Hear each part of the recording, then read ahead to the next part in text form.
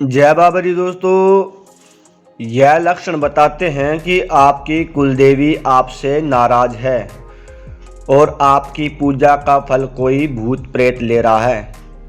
जैसा कि आपने इस थंबनेल से अंदाज़ा लगा लिया होगा कि आज हम कुलदेवी के बारे में बात करने जा रहे हैं।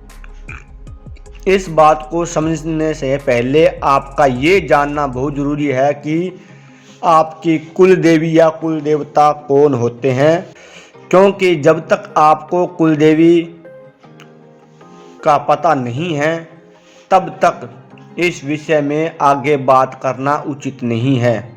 कुल देवी कुल देवता वो देवता होते हैं जिन्हें हमारे पूर्वज यानी दादा दादी नाना नानी माता पिता पूजते आ रहे हों।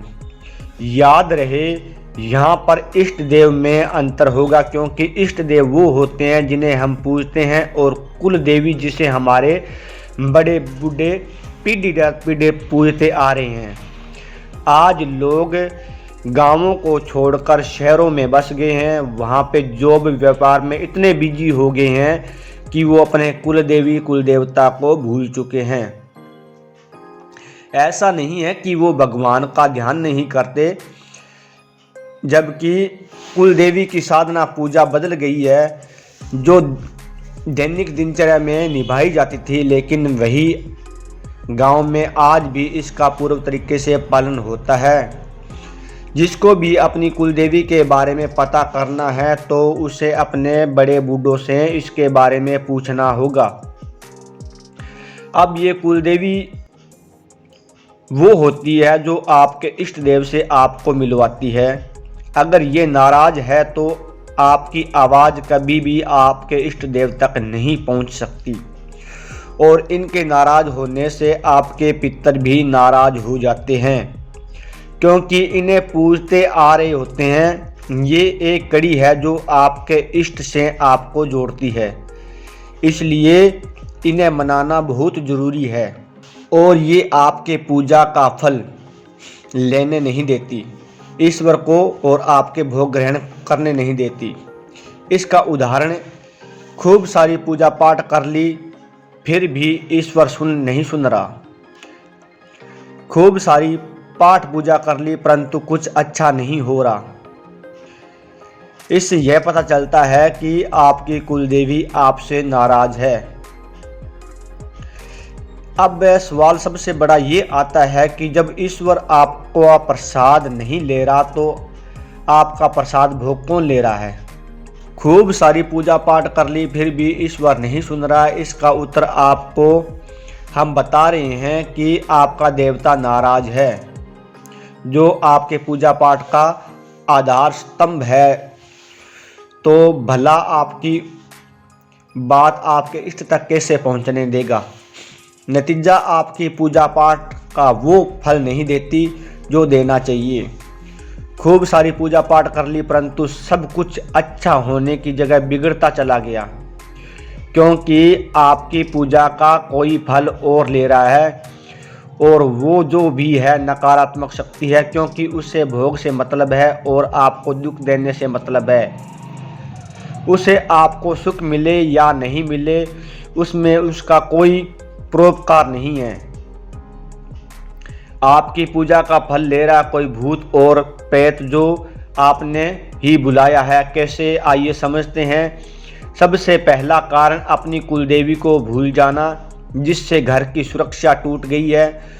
दूसरा, उस घर में पूजा पाठ न होना जिससे नकारात्मक शक्ति आ गई है। पहले पूजा पाठ होती थी परंतु फिर बंद कर दी गई है। पूजा पाठ होती थी लेकिन जब परीक्षा हुई तो उस परिणाम स्वरूप उसमें इतने कोसों दूर गए हैं कि पूजा पाठ बंद कर दी गई है। कोई भी YouTube पर देख के तंत्र मंत्र जपा कुछ कर रहा है, उसके अर्थ जो जाने की सही विधि से नहीं हो रहा है, तो इससे हमारे घर के कुल देवता कुल देवी नाराज हो जाते हैं। आपको किसी ओझा या पंडित या किसी चौकी पे जाके अपने कुल देवी या कुल देवता का भोग प्रसाद क्या होता है उसके बारे में बात करनी होगी। या आपको पता है कि हमारे कुल देवी देवता ये है तो उनके सिद्ध पीठ पर जाके उनको भोग प्रसाद देना होगा, उससे समय याचना करनी होगी, तब जाके ये बात बन सकती है।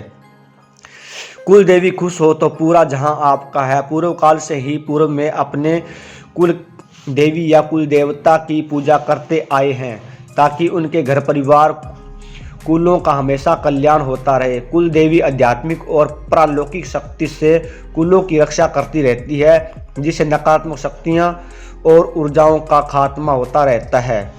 परिवार में सुख शांति बनी रहती है। आप निरंतर बाधाओं से चीरकर आगे निकलते रहते हैं। अगर आपने कुल देवी देवता को मना लिया, खुश कर लिया, तो आपके घर में सारे काम बनने शुरू हो जाएंगे। जितने भी लड़ाई झगड़े हैं वो सब खत्म हो जाएंगे और कुल देवी का आपके घर में वास हो जाएगा। अगर आपको नहीं पता कि आपकी कुल देवी या कुल देवता कौन है, तो मेरी YouTube चैनल पे वीडियो डाली गई है, उससे आप पता कर सकते हैं। अगर आपको पता है कि हमारे कुल देवी या कुल देवता ये है, तो उनके सिद्ध पीठ पे जाइए या उसका मान लो घर के मंदिर में एक नारियल रख लो और कुल देवी या कुल देवता से प्रार्थना करो कि हे कुल देवी, हे कुल देवता, हमारे से जो भी गलती हुई है कृपया उसे क्षमा प्रदान करें और हमारे घर में वास करे, हमारे घर में स्थापित हो जाए, हमारे घर के बिगड़े कामों को बनाए। फिर ये नारियल उनकी जब मेला लगता है या पुण्यतिथि होती है या जो भी इनका बड़ा त्यौहार आता है, तो उनके सिद्धपीठ मंदिर में जाकर छोड़ाएं। तब जाके आपके काम बनने शुरू हो जाएंगे, आपके कुल देवी देवता खुश हो जाएंगे, जो भी बिगड़े काम बनने शुरू हो जाएंगे।